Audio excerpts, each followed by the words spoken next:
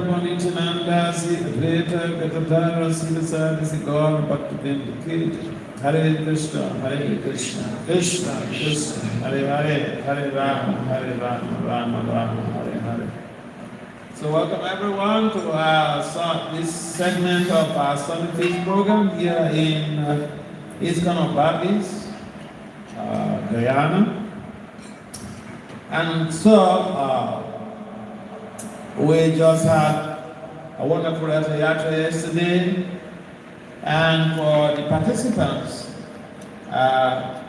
your lives are very glorious because it just takes someone to have the darshan of Jagannath on that festive occasion to become an eligible candidate for liberation. It just takes someone to pull the card to become an eligible candidate for liberation. People are looking for liberation. They have to work so hard for liberation, work so hard to develop economically, and then if dissatisfied with the money, with the resources, with all of the facilities all over the place, sometimes they have to engage in some wonderful activities to generate those resources, and sometimes people go even against the laws of the land to generate the resources. And when they're tired of enjoying all of these facilities, some point in time they say, okay, it's time to look for liberation. I'm not finding any juice in this. That's why people go for liberation. And so, yesterday was a very special day because Jagannath traditionally,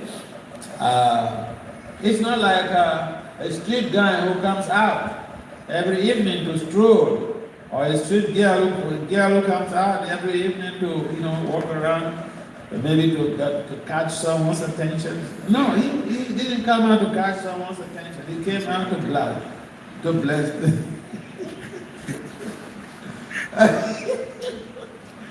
He came out to bless the people, okay? He didn't come to catch anybody's attention for anything. So, we're taking the verse from the Bhagavad Gita.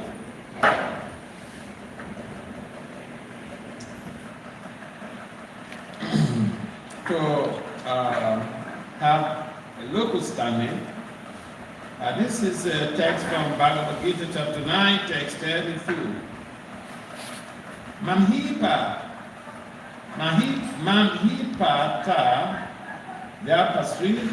Vyapasitya Yebisu Papayon Sriyo Vaishyas Tata Sudras Yebihanti Parampitim. The translation is, for son of preacher, those who take shelter in me, though they be of lower band, women, vaishyas, merchants, and suitors, workers, can attain the supreme destination. Please kindly respond quickly. O son of preacher, those who take shelter of me, those who take shelter in me, though they be of lower birth, women, vaishyas, merchants, and suitors, workers, can attain the supreme destination. Now, before we go to the purport, get this point clear. In most cases,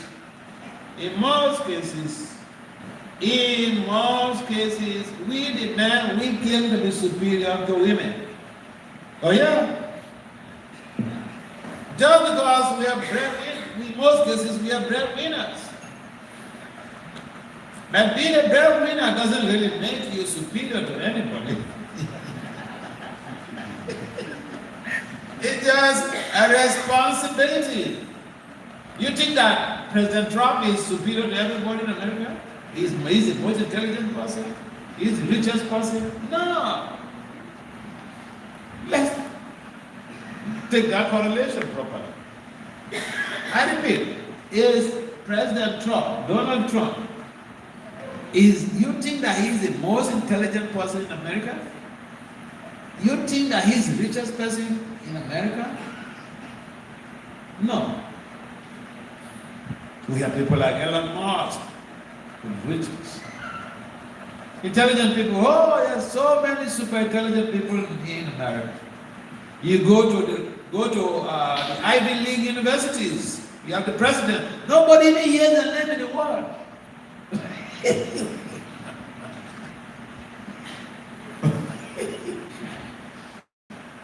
So, here, Lord Krishna puts women, Vaishyas and Sudras.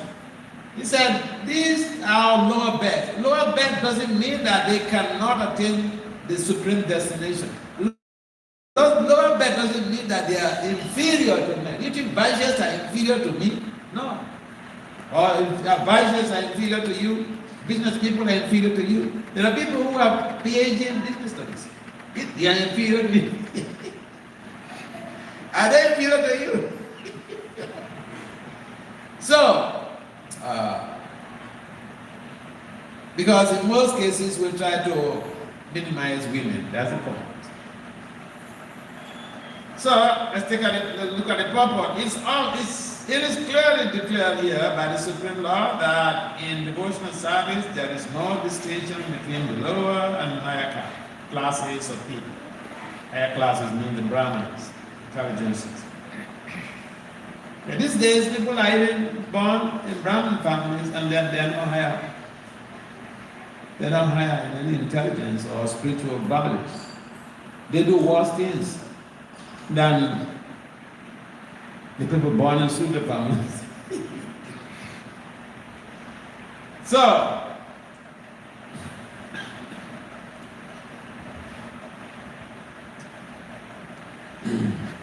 in the material conception of life, there are such divisions, but for a person engaged in transcendental loving service to the Lord, there are not. Everyone is eligible for the supreme destination. In the Srimad Bhagavatam 2:4-18, it is stated that even the lowest, who are called chandalas, dog eaters, can be purified by association with pure devotee.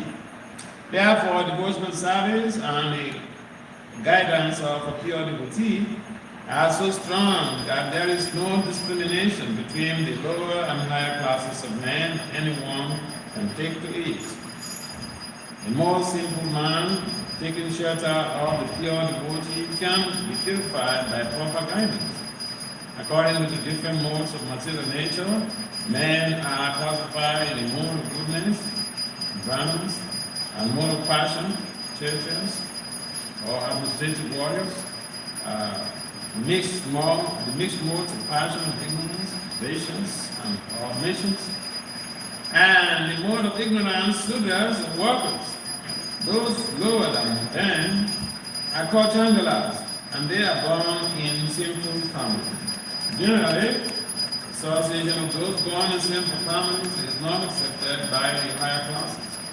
But the process of devotional service is strong. It's so strong that the pure devotee of the Lord can enable people of all lower classes to attain the highest perfection of life. This is possible only when one takes shelter from Krishna. As indicated here by the word Yapasritya, one has to take shelter completely of Krishna. Then one can become much greater than the great Dhyanis and yogis.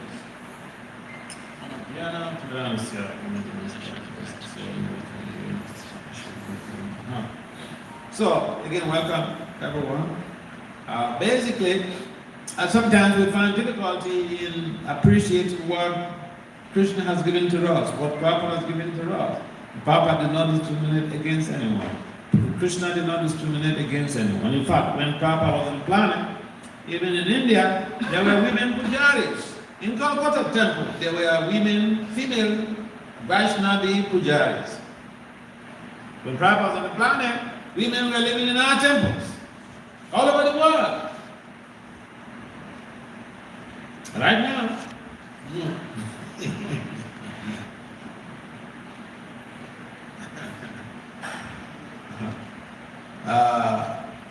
Yeah, in the West, outside of India, yeah, that is still being upheld, but otherwise, no.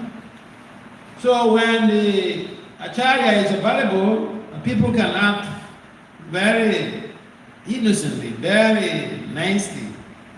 But when it's gone, then we bring out our wings.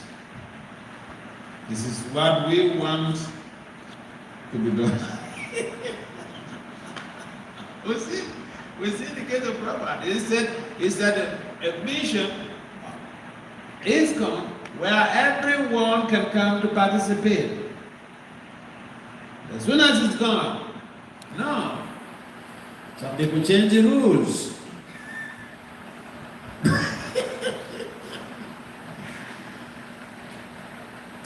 In other words, trying to create an avenue where some people will not have equal opportunities. You know, when we don't have equal opportunities, it's called marginalization.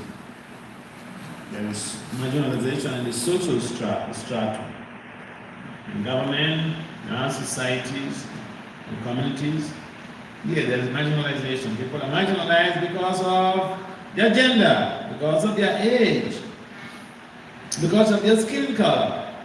I was just watching Bob Marley's scenario of 1977. in Miami, Bob Marley went to one hotel.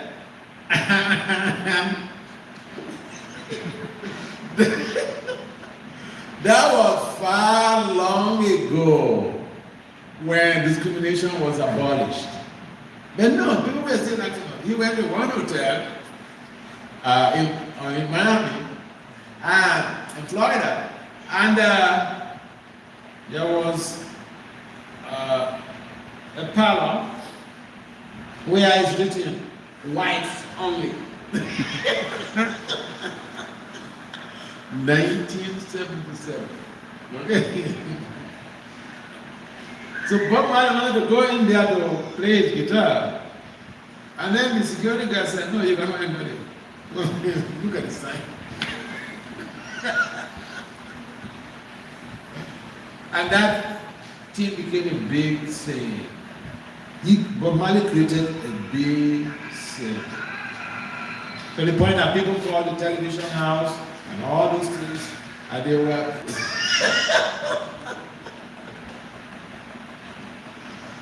they called the police, but then the police guy who came, he said, yeah, that is Bob Marley. He said, this is Marley's fan. So the bottom line is that we create so much of complexity in material world. We discriminate against women, we discriminate against children, we discriminate against anybody.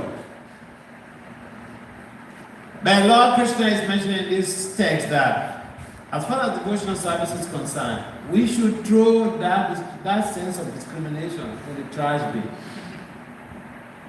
We should give children, women, the elders, the young, whatever, this same opportunity. That is the prescription of Lord Krishna.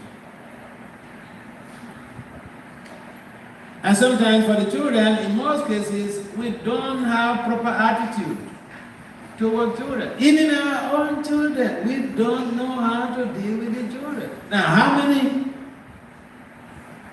many people here who have children, whether you ever studied child psychological development before you start producing a child or start producing children? Anybody here? Just to have a glimpse into child development. When the child is crying like this, what does it mean? When the child is coughing, when the child is shouting, what does it mean?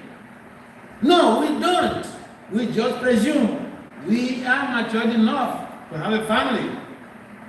Even for the opposite sex. You ask anybody, okay, I remember I was in Europe for 5 months to 10 different countries. Most of the countries are money.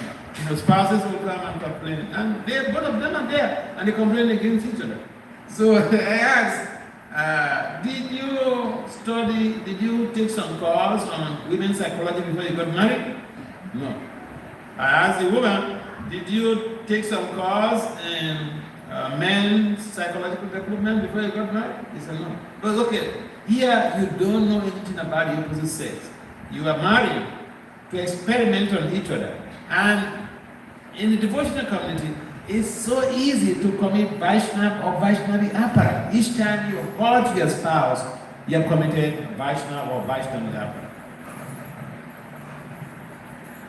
So it's not so easy the way we think. Material world is not so easy the way we think. And therefore, we need to have some extra dosage of opportunities to be able to invest our energies in how to properly groom people in Krishna consciousness. See, if you make your child, if you have a good relationship with your child, the child will do anything you tell them to do. In most cases, we complain. The child doesn't chant, she doesn't want to chant. I say chant, she says no. Because you are acting as a bully all the time. And children hate bullies. Just because they can't tell the parent, hey, mommy, you're a bully. Or daddy, you're a bully. And then we go back and complain about the kids that, okay, we ask them to chant Hare Krishna, they refuse. So I'll give you an example. So I was in Michigan before I came back to New York and then came to Guyana. Michigan is the Midwest of the United States. So the previous year I've been to that same state. They have a very nice community. And I stayed in one of my friends' home. Husband and wife, they have a boy. The boy is turning 7 next month or so. So, but then when I went to their home, the complaint of the parents was, the both parents are IT guys, they're professionals. They have a big house. Guests who come to that community, most guests, they like their house, so they stay there. So when I went the last time when I visited them, not this year, they complained about this boy. At that time he was just 6 or 5 years. They said the boy said he would not go to college. College in America means university. And the two parents, they are graduates. They are IT professionals. And that's the only child. So that was a big anxiety in the family. And so when I came there, they told me what they are confronted with regarding this boy. And he's just so serious. He says one thing, that's it. So they complained to me. I said, look, I cannot order him around. I don't know him. So I'm going to be in your home for some time. So I'll create a relationship with him. And I'll talk to him about going to university. So they said, they were pacified. So one day, I was trying to get close to him, to create some good relationship, not as a Swami or that's something, hey, chant Hare Krishna, hey, do like that. No, not like that. Because I studied children in some of my courses in my graduate school, in my master's. Children, if you have a 2-year-old, say his name is Govinda, and you tell Govinda, hey Govinda, sit down there. That is the time Govinda will stand up. Oh yeah. We want to show you that, hey, you cannot control me, okay? But then we just think that we are the parents, so we can just give orders. No, that's not how relationships work. Even your spouse, you can't just order your spouse around. You have to say something with love and care, love and friendship. So, got another shot. One day, this boy, he was eating, so I went close to him and then we were having a chat. So I asked him, his name is Gopinath. I said, Gopinath, you like this house? This is your big house? He said, yes, yes, yes. He likes it. I asked whether he knew how his parents got the house. He said, no, he didn't know. I asked whether he would like to know. He said, yes. This is how friends talk. Even when he's a small boy, I'm talking to him as if we are mates. I didn't start with just telling the long story. I asked whether he's willing to listen to that. He said yes. So I told him that your mom and your dad, they went to university, they acquired big degrees. So after university graduation, they got these good jobs, they save money to buy this big house for you. Would you like to go to university? He said yes, yes, yes.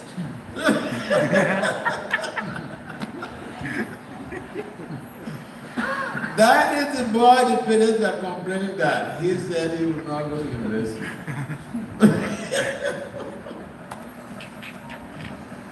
His logic was that if going to school to acquire degrees, 6 years old, if going to school to acquire degrees is to enable you to get a job, to feed your belly, I will help the devotees who are working in the kitchen.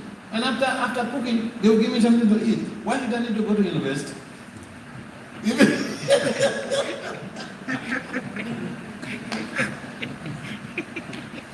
So that matter was resolved. He's preparing right now, setting up his frame of mind about going to school, going to university. So it just shows that the parents did not have that ability to communicate with their child in a loving, friendly way. In most cases, we act as parents, as order givers, as rulers. But no child wants to be ruled by anybody. And just like none of you wants to be ruled by anybody. And the managers in our temples, they should understand. I mentioned this also yesterday. Managers, heads of projects, they should understand. Managing ISKCON devotees is more difficult than managing professionals in a Fortune 500 company. Because in the Fortune 500 company, people are being paid. They are not volunteers. And so you can give them instructions and they will follow. On top of that, in ISKCON, majority of the people, after being around for a couple of years, they have read the books and the tendency to think that they know everything. So when you tell them something, they think, what can you tell me, You're a young devotee, what are you telling me? I know everything. You cannot tell me anything. So this is something that we should understand. This is what we are going to live with. Except we align ourselves with the reality of life, that we need to create some good relationship, not only with our children, good relationship amongst ourselves, our peers, our members of our communities. Then things will flow. Then you can engage, you can discuss with somebody about engagement, about taking up some responsibility in the temple, and they will just say yes, yes, yes. But if there is no relationship, no one, hey, you listening? Huh? Nobody? If there is no good relationship, nobody wants to be instructed, okay?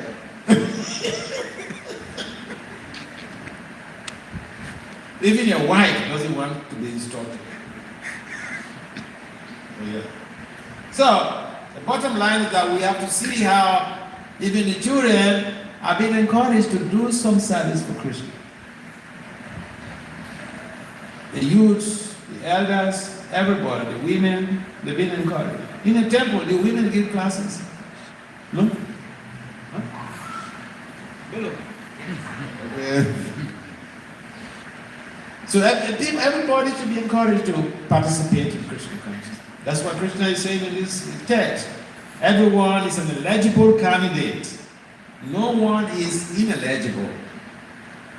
And so we have to see how we are utilizing the human resources, the human capital in our community in a positive way to create a sustainable spiritual future for our movement.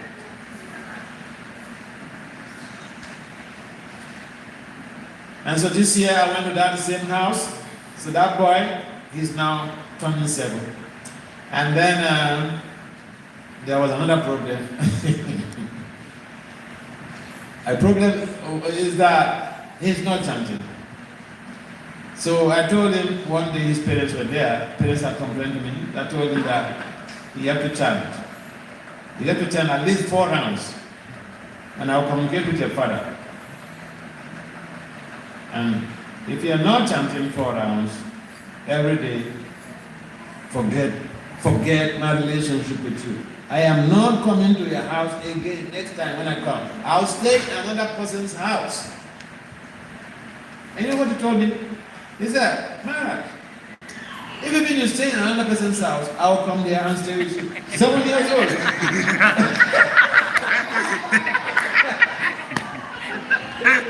7 years old. That's what he told me. So I said, no, it will not be allowed. It will not be allowed. I'm just trying to give you some rudiment of how people value relationships. So because I told him that I will not come to his house next time, this little boy, I've already established a friendly relationship with him. Strong one. Because each morning before he goes to school, he used to come to the guest room where I'm staying to pay darshan to my deities. And it's not just darshan to my deities. He wants to see me before he goes to school. He wants to see his friend.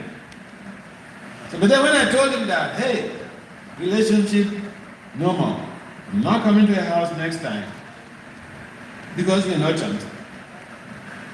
He was worried. He didn't say it, but he was worried. You know what he did? The next day in the morning, I was still in the room chanting. He came to me and said, no, I have finished my 4 rounds.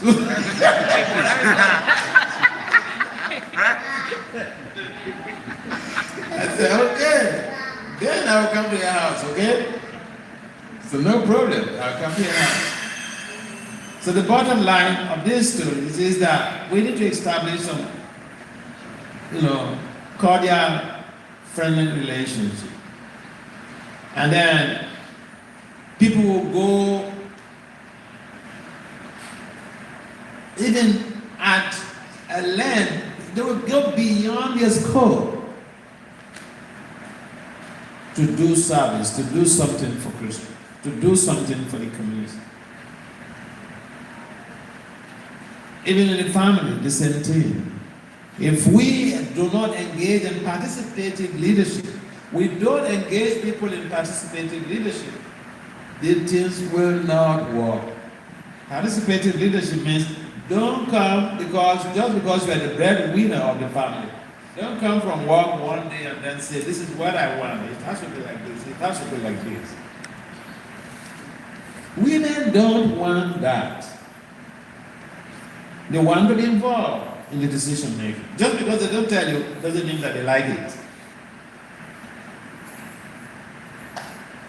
And so we want people to be in the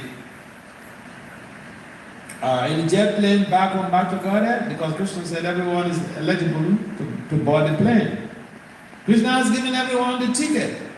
If even you have a ticket, you must board the plane. You have a ticket, you have a visa, but you can't go to New York except you board the plane. So Krishna has given us everything. Now it's up to us to encourage our devotees to board the plane. And that is true devotional service. And then this whole gist that Krishna is making here in this text 32, becomes a reality.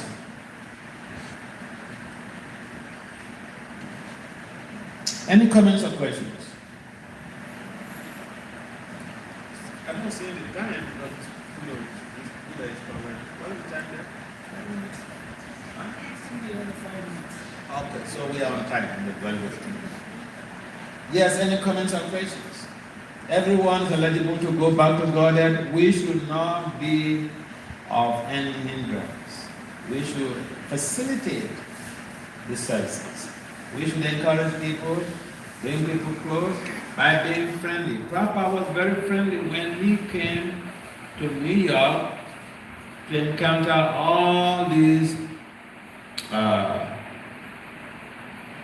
pothead, bohemians, all these drug addicts. Prabhupada was friendly with them. Imagine if you meet a drug addict comes to your temple. How will you?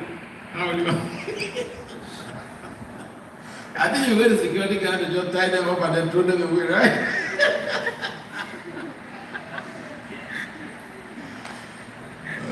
When Prabhupada was in 26th Avenue, one of his devotees is late now. At that time, he was involved in some type of intoxicants. So he will come and intoxicated and we just lie down, across. And so when Prabhupada wants to pass, he will meander. It is his place. It is his place. Imagine someone comes to invade your place, invade your house like that, or invade your temple. So Prabhupada was very friendly. He didn't say, well, I'm the Swami, better than every one of you, you are just drug heads, sport heads, coke heads. No, he did not discriminate. He loved them the way he loved any Vaishnava. That's why they saw his mindset, his attitude, and they gave their life to Prabhupada. He gave their life to Prabhupada without looking back. Yes, any comments or questions? Yes. It's very obvious that cultivating friendship is so important as a medium for getting someone to do something. Can we say it's just natural to cultivate friendship, or that requires some type of effort? Yes, it's natural. Because you see, Krishna is known for his friendly relationships. He was friendly with the cows. He was friendly with the cowhead boys. He was friendly with the cowhead girl. Friendly with elders. He was friendly. Krishna is the epitome of friendship.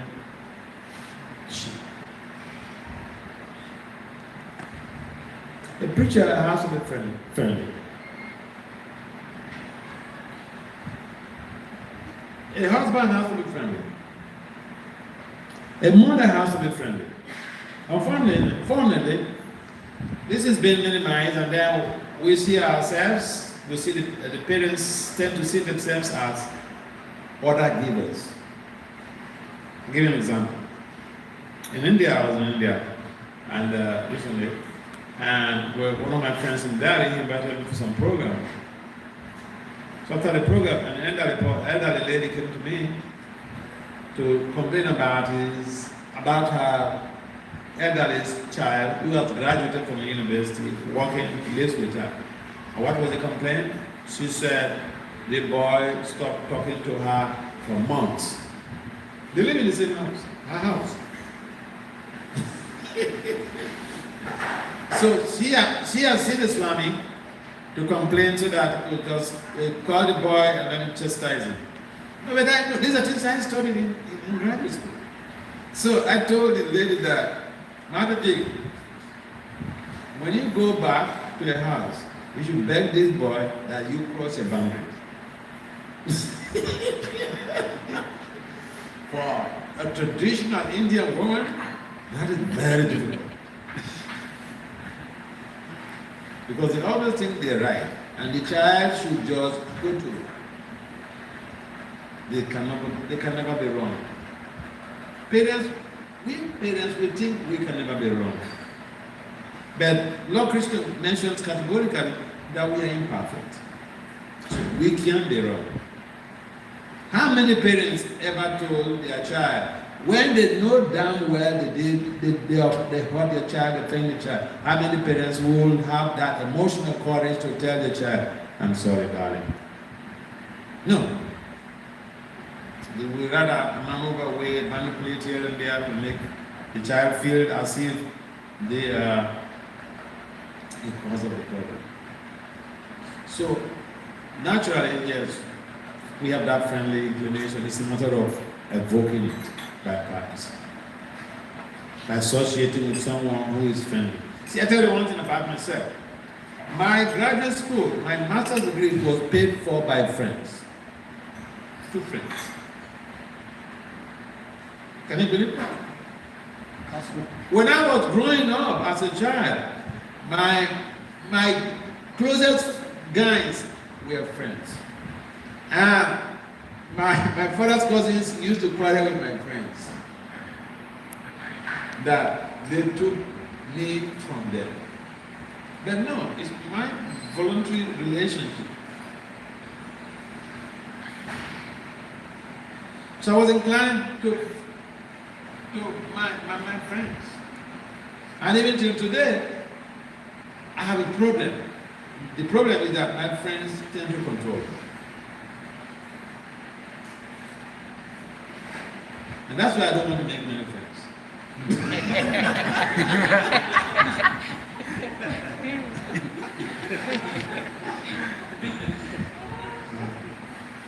There's a friendship we can cultivate. The reason I frame my question like that, because it seems to me that it's such a challenging thing for devotees to have that kind of friendship. Yeah, you know, the devotees, I've also seen devotees who are super friendly. See, I live in America since 2004. I got invited by professors to come to America for presentations at the conferences, and that's how I became a U.S. citizen. So, when I was a brahmachari in Toago temples, I don't used to go to temples. I don't used to travel to temples. So sometimes I meet some devotees during festivals, like New Vrindavan festival, and then someone said, oh, why not come in? I remember one time in New Vrindavan, in America, some proper disciples, during the Bhagavatam class, they were chastising me that, oh, your Guru Maharaj used to come and stay here for a long time. You don't come here. I said, it isn't that I don't come, it's that I don't have friends here.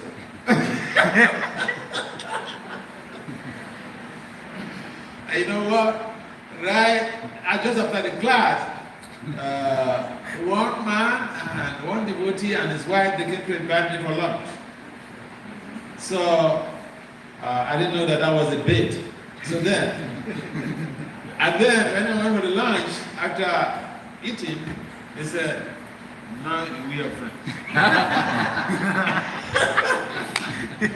Do you come to New Vrindavan? I said, yes. So we can cultivate it. It might be difficult because of our Ishvara bhav. We like to control. Friends don't want to be controlled. We can go. All right. I think that we have to stop here because the next set of program. So, Papa,